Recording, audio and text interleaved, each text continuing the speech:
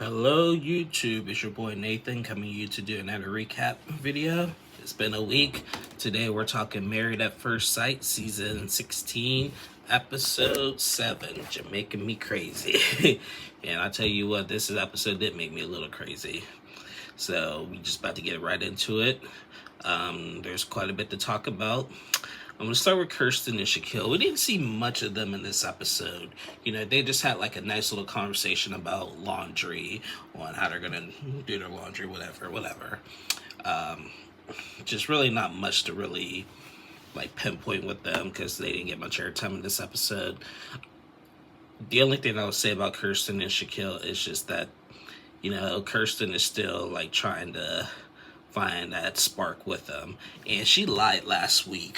And when they got to the honeymoon, this episode is when the couples are finishing up the honeymoon and going to the apartment. Kirsten lied last week because she was all upset that she missed a day at the honeymoon because she had to go to Shaquille's presentation. And then she's going to turn around and said last week that, oh, education first, I'm a firm believer of education, when she was just really upset about that, missing a day at the honeymoon. So, I don't know, she's not giving me the best vibes right now, a little bit. I hope they pull it together, but she is just still, you know, she's tolerating him, he's tolerating her.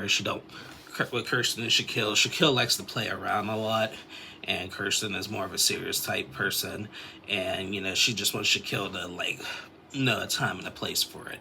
So that's just my take on that.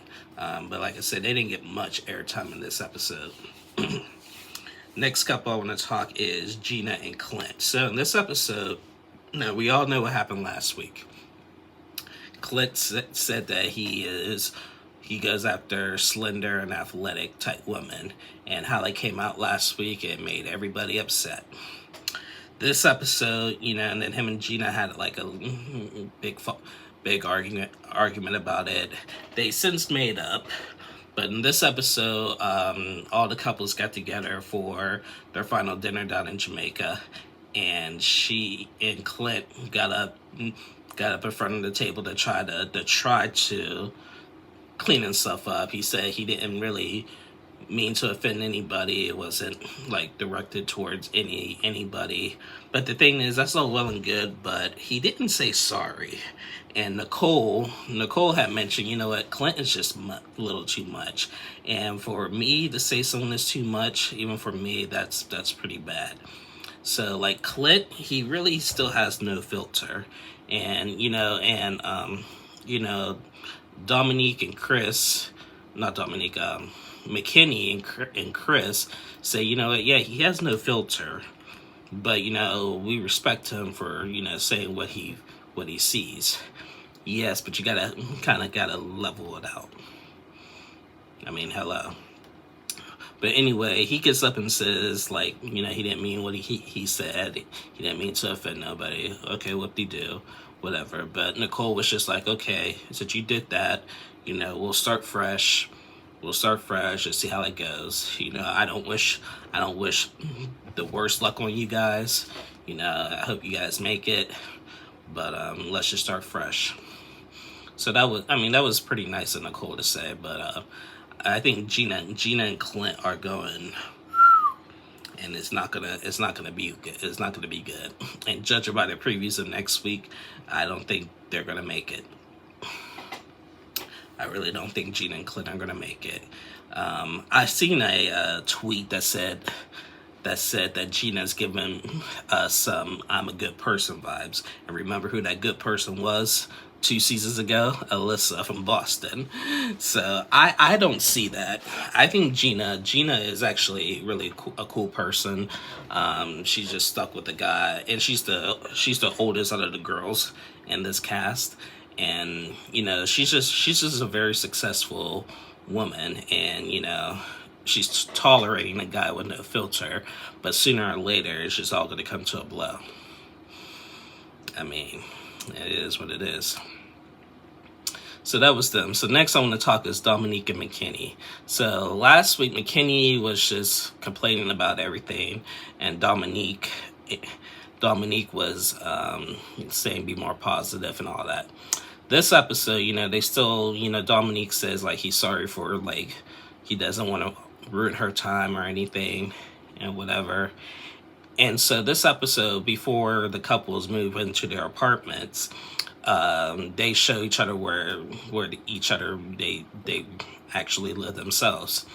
Well, we go to McKinney's house. Sorry, I always get confused with Dominique and McKinney. We go to McKinney's house, and he just moved. He had just moved to Nashville, and from Michigan, and he has some plans to move.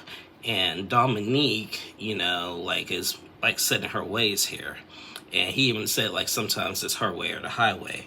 Well, they go to McKinney actually stays with his parents. So he brings Dominique to the house, to where they stay. And, Dominique was kind of like judging a little bit. And then when she realized certain things weren't his, she's like, I can't judge. But she was judging, And like he had just got, like I said, he just got to Nashville. And, he has some plans. And like, it seems like Dominique is, Dominique, I understand, wasn't aware of the plans, but she's not being supportive. She came off really selfish about it, kind of judging his place, kind of judging living with the parents at the moment. But that's just what you got to do. That's what you got to do. So I don't know. I am starting to see the maturity level between the two. I still think that Dominique is I'm not saying she's young for marriage, but I do think she's young for this process, because she's still like really, really set in her ways right now, and she has to compromise and she has to be supportive to her husband. And I don't see her being supportive at all right now, and it's just not coming off. And I don't know how much of McKinney will be able to take from that. I mean, that's just my opinion. So anyway, that was Dominique and McKinney. Next couple I want to talk is Nicole and Chris. So Nicole and Chris right now, I feel like are the power couple. They really balance each other out. This episode was really heartbreaking because we seen Chris like right before they go back to Nashville crying, just sitting out on the patio crying, just sobbing. Nicole comes over and it's like, baby, what's wrong? And apparently Chris got informed by the executive producers that to their when they move into their apartments, he can't bring more than 2 dogs. And he has 2 dogs and Nicole has 1 dog. And he was upset because he wanted like all the dogs to get along and stuff, whatever, and everything. So he started crying. So Nicole was like, baby, no, we're not going to do this. We're not going to do this. I don't know what the answers are yet, but we're going to figure out something. I can't tell you what we'll do right now, but we're going to figure out something. And she Nicole really came to his rescue with that. And that was so beautiful. So what Nicole did was she called her father and said, we can only have like 2 at the apartment at a time. Can you watch my dog for like a couple weeks and then we'll try to swap out and everything? And the father said, sure, and that right there just touched my heart, because now I'm not a dog person, and we have another dog gate. We have another dog gate situation, just like we did last season with Justin and Alexis. Remember what happened in last season in San Diego with Justin and Alexis? Their dogs got into it the moment they saw each other, and Justin had to give his away. So, but with Nicole and Chris, they really worked out a really good compromise there. And I earned so much respect for Nicole for trying to balance that out and everything. So they worked it out, and that was just really beautiful. I was so happy to see that. Now they move into their apartment. They're just, they don't have the dogs there yet. They're just there, and they're liking it. They're saying they're gonna make it their own and everything. And right now, Nicole and Chris, like I said, are the power couple right now. I think that they are genuine. They're trying to make it work. I see them staying together so far. Now we're back to real life. Now Nicole said that we both. This is also an episode, and also in this episode, all the couples gave their marriages a rating, and Nicole and Chris said that their marriage right now is at an 8.2. Shaquille and Kirsten, they said they were at a 7.5. Gina and Clint are at a 5.5. And Jasmine and Aries are like also at a 7, I believe. So, and I'm gonna get to Jasmine and Aries in a minute, but yeah. And then judging by that, and Nicole and Chris, they said they're at an 8.2. So right now they are the power couple. Right now they're going strong. We'll see how it goes. Now I want to talk Jasmine and Aries. So last week in my video I talked a lot about attraction, and when the boys got together last week, Aries was asked where does he rate her. He rated her pretty low, and now they're at a 7. That doesn't add up to me. They were like at a 3 or 4 just last week, and now he's at a 7 with her. Yeah. So anyway, this episode, they had a heart-to-heart. Jasmine and Aries had a heart-to-heart. And Aries, he's never really been in love before. And that's kind of worrying Jasmine. And they had a heart-to-heart conversation, and he talking about that right now he sees Jasmine as a best friend level. And Jasmine's just like, whoa, I'm not here to be anybody's friend now. You're my husband. And yeah, when you're married, you don't want to hear from your partner or friend. Yeah, friend zone, that's just worst place you gotta be. So yeah, they had a heart-to-heart conversation. Then in this episode, when they got back to Nashville, and they went over to Aries' place, Aries said that he has his little man cave. He has this spot where he watches the games, has the boys over, no women allowed and stuff, and everything. He was showing Jasmine that.